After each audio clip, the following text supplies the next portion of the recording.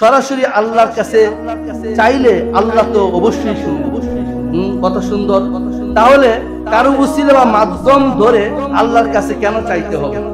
কেন পীরের উসিলায় কোনো কিছু চাইতে হবে? বা পীরের উসিলায় চাইলেই কি আল্লাহ দেন, অন্যথায় দেন না? বিষয়টা বুঝিয়ে বলবেন। প্রশ্নকারী নাম প্রকাশ্যে, যিনি প্রশ্ন করেছেন নাম প্রকাশ করতে চাচ্ছেন না। যাক সম্মানিত হাজরিন, যেহেতু প্রশ্ন করেছেন, প্রশ্নটা যেহেতু হাউজে এসেছে, আমি আপনাদেরকে সহজভাবে বলে দিচ্ছি। এক নম্বর বিষয়, আল্লাহর কাছে আমরা যদি চাই, আমরা দূরে বলি, আস্তে বলি, মনে মনে বলি, বা মনে মনে বলি না, চিন্তা করি বা চিন্তা করিও না, চিন্তা কি করব এর আগে আমার আল্লাহ জানে। সুবহানাল্লাহ, জানে কিনা বলেন?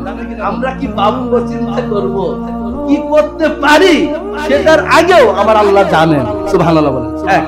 দুই নাম্বার, আল্লাহর কাছে চাইলে আল্লাহ অবশ্যই শুনেন। এতে তো আমাদের কারো কোনো আপত্তি নেই। আপত্তি আছে বলেন? আল্লাহ তো অবশ্যই শুনেন।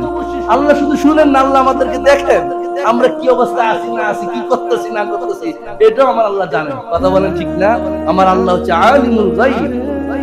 তারপরে যে বিষয়টা, তাহলে আল্লাহর কাছে চাইলে যদি আল্লাহ শুনেন, ওনার প্রশ্ন যেটা আর কি, তাহলে উসিলা ধরার দরকার, কোনো মাধ্যম ধরার দরকার, মাধ্যম ধরে চাইতে হবে।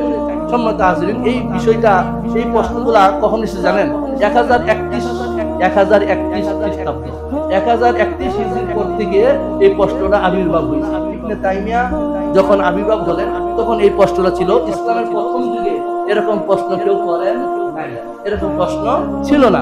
1031 খ্রিস্টাব্দে, 1031 হিজরির পরে এই প্রশ্নটা মানে আমাদের সমাজে এরকম ভাবে প্রচার হচ্ছে যে উসিলা চাইলে শিরিক হবে, উসিলা চাইলে এটা বেদাত, উসিলা চাওয়া হারাম, এরকম বিভিন্ন কথা আমরা শুনতে পাই। ঠিক না? সম্মানিত হাজিরিন, যদি উসিলা ধরলে শিরিক হয়, হারাম হয়, বেদাত হয়, আপনার অসুখ হলে আপনি ঘরের মধ্যে বসে থাকেন, ডাক্তারের কাছে যায় না। ঠিক কিনা বলেন?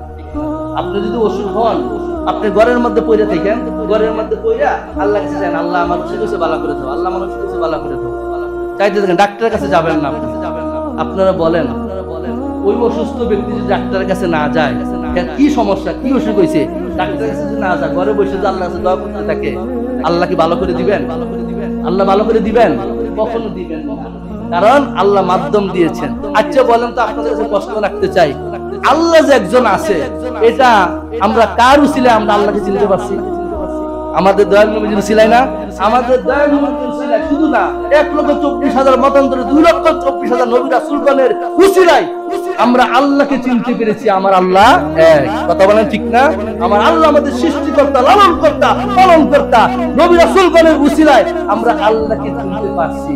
আর আল্লাহর হক্কানি ওলিয়া নবীর উসিলায় আমরা নবী রাসূলকে চিনতে পারি, আল্লাহকেও চিনতে পারি। সুবহানাল্লাহ।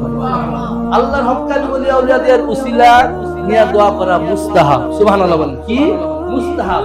আপনি যদি এটা মনে করেন, আল্লাহ আমি তো গুনাহগার বান্দা, আমার দিকে আমার দোয়া হয়তো তুমি কবুল করবা না, আল্লাহ শুনছি অমুক তোমার বন্ধু, তোমার ওলি, সে তোমার হক্কানি বান্দা, তোমার প্রিয় বান্দা, আল্লাহ যদি তোমার প্রিয় বান্দা হয়ে থাকে, আল্লাহ আমি তো জানি না, তোমার ওই প্রিয় বান্দা, তোমার এই মাহবুব ওলির উসিলায় আল্লাহ আমার এই আশাটা কবুল করো। সুবহানাল্লাহ বলেন।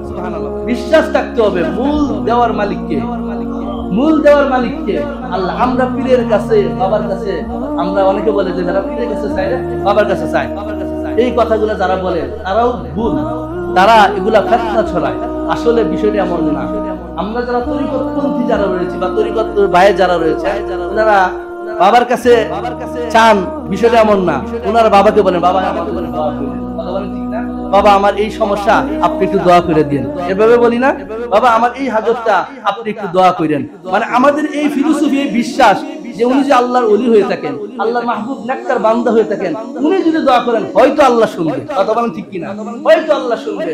আমরা একটু আগে, আমি প্রথমে খুতবা শুরুতে বলছি না যে আল্লাহ আমাদের যে শুকরিয়া আদায় করলাম, এই শুকরিয়া আদায় করার আজকে জুমার দিনের উসিলায় বলছি না, জুমার দিনের উসিলায় আল্লাহ তুমি কবুল কইরো, আল্লাহ আমাদের মায়ের নবীর উসিলায় তুমি কবুল কইরো। কারণ আমরা ভালো করে জানি, আমরা যে পরিমাণ গুনাহ করি, আমরা যে পরিমাণ মানে আল্লাহর অবাধ্যে চলি, আল্লাহর প্রিয় আমরা এখনো হইতে পারি না। আসি বলেন?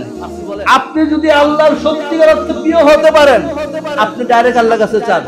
আর যদি মনে করেন আপনার গুনাহ আছে, ভুল আছে, তাহলে আপনি আমি কোন নেককার বান্দা, আল্লাহ সালিহিন মাহবুব ওলিয়া অথবা আমার দয়াল নবীজি কুরআন মাজিদের উসিলায় এবং কোনো ভালো একটা দিন, যেমন শুক্রবার দিন, কথা বলেন ঠিক কিনা, ভালো একটা দিনের উসিলা নিয়া ওনার মাধ্যমে আল্লাহর কাছে চাইতে হবে। কার কাছে? আল্লাহর কাছে চাইতে হবে। এটা স্পষ্টভাবে মুস্তাহাব, মুস্তাহসান, মুস্তাহাব, মুস্তাহসান। যারা বলবে এটা জায়েজ নাই, হারাম, বিদআত, শিরক, দয়া করে আমার কাছে পাঠিয়ে দিবেন, আমি ওনাদেরকে দলিল দিয়ে বুঝাবো। আমি যদি এখন দলিল দিতে যাই, অনেক সময় চার মাযহাবের শ্রেষ্ঠ মুজতাহিদ চার ইমাম একই মত দিয়েছেন উসিলা নিয়া আল্লাহর কাছে চাওয়া এটা মুস্তাহাব, মুস্তাহসান। বরংস এমন হয় যে আমি দোয়া করতেছি, আল্লাহ শুনতেছেন না, কবুল করতেছেন, আমার আশা পূরণ হচ্ছে না, আমি কোন নেককার আল্লাহর ওলিয়ার উসিলা নিলাম, আমার মায়ের নবীজির উসিলা নিলাম, কোন বিশেষ দিনের উসিলা নিয়ে আল্লাহর কাছে চাইলাম, আমার আল্লাহ ওই দিকে মুভমেন্ট করে, ওইটার কথা চিন্তা করে, ওই যার উসিলা নিলাম তার দিকে তাকাইয়া আমার দোয়া আমার আল্লাহ কবুল করেন।